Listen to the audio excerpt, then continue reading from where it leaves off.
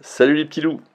Alors, la raison de ma présence sur YouTube est de garder le contact avec mon groupe d'amis ovésiens.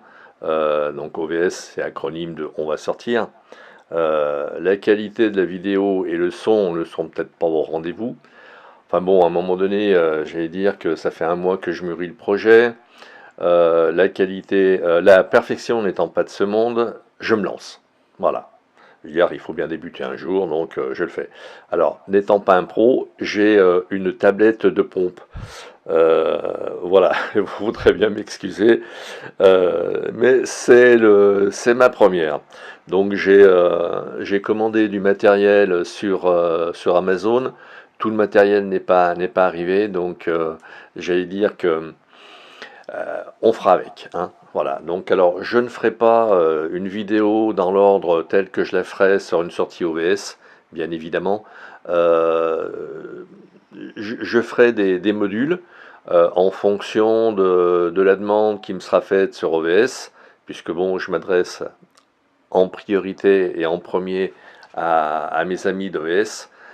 Après, bon, si on me demande de faire des vidéos sur quelque chose en particulier, eh bien oui, pourquoi pas, hein, c'est bien évident. Donc, dans un premier temps, je vais parler de pourquoi prendre un réflexe.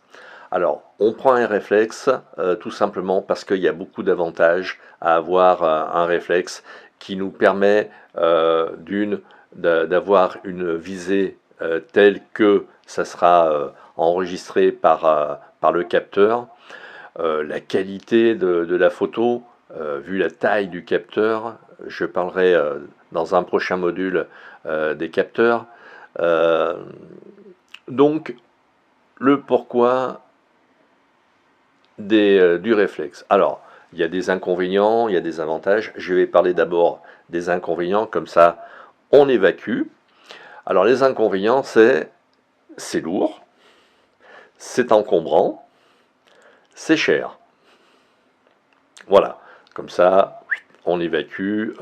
Ça, c'est les plus gros griefs qu'on peut faire au réflexe. C'est évident que y en a peut-être d'autres selon certains. On va dire ça, c'est les trois plus importants. Après, on va quand même passer aux qualités du réflexe qui en a beaucoup, beaucoup, beaucoup. Alors, alors d'abord, on va commencer par rapport, on va faire le pendant de c'est cher. Alors c'est cher, oui et non. Vous pouvez avoir des occasions qui valent la peine. Par exemple, je ne ferai pas de publicité, mais il y a des magasins de photos, enfin high-tech, qui font des prix super intéressants. J'ai une amie, elle se reconnaîtra, je lui ai fait acheter un Nikon, puisque moi je suis en Nikon. Je lui ai fait acheter un Nikon D5300 pour 350 euros, je crois, avec l'objectif compris. Elle est positivement ravie de son appareil photo. Donc 350 euros, c'est pas non plus un budget très très conséquent. C'est vrai que c'est plus cher que gratuit, mais quand même, c'est pas très très cher. Ensuite, je dirais que pour faire de belles photos avec un beau bokeh, ce qu'on appelle, c'est un langage un peu fleuri en disant que oui, bah, c'est un joli bokeh, ça sévit ça depuis quelques années. Oh, ta photo a un beau bokeh. En fait, c'est un flou artistique, un flou agréable à regarder. Donc, avec un compact et un bridge, en bridge peut-être aussi on y arrivera, mais un compact c'est résolument impossible. Vu la taille du capteur, la netteté sera des chaussettes à l'infini. C'est ce qui fait que les gens qui sont sur des compacts, quand ils passent au réflexe, ils sont excessivement déçus parce que leurs photos ne sont plus tout aussi nettes qu'avant. Et bien évidemment, puisque justement l'intérêt du réflexe, c'est de pouvoir faire des flous.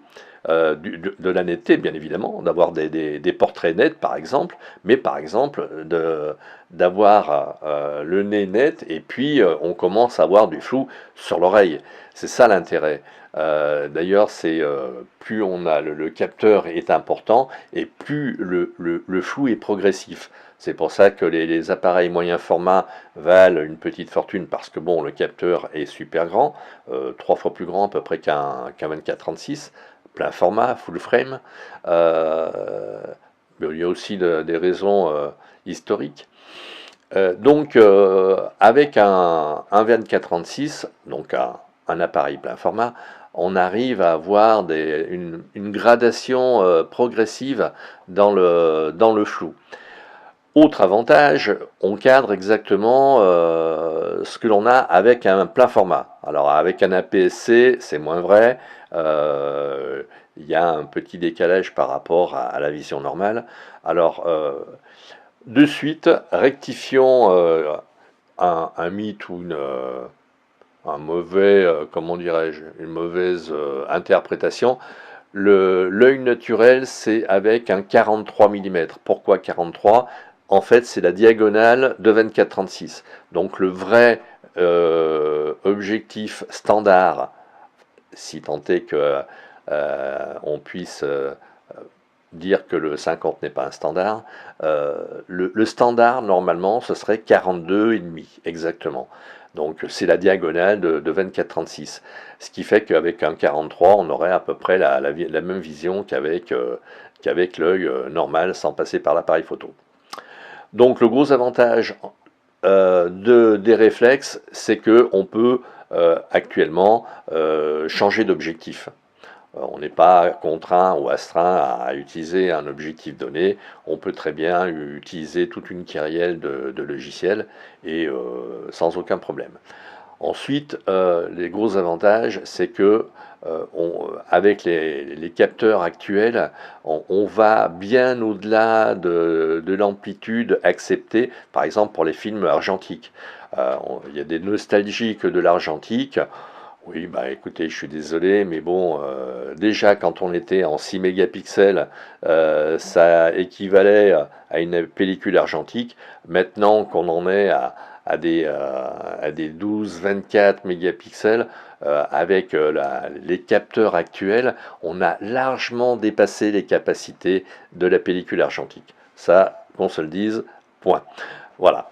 Donc, on va dire, on va se quitter sur ces quelques mots.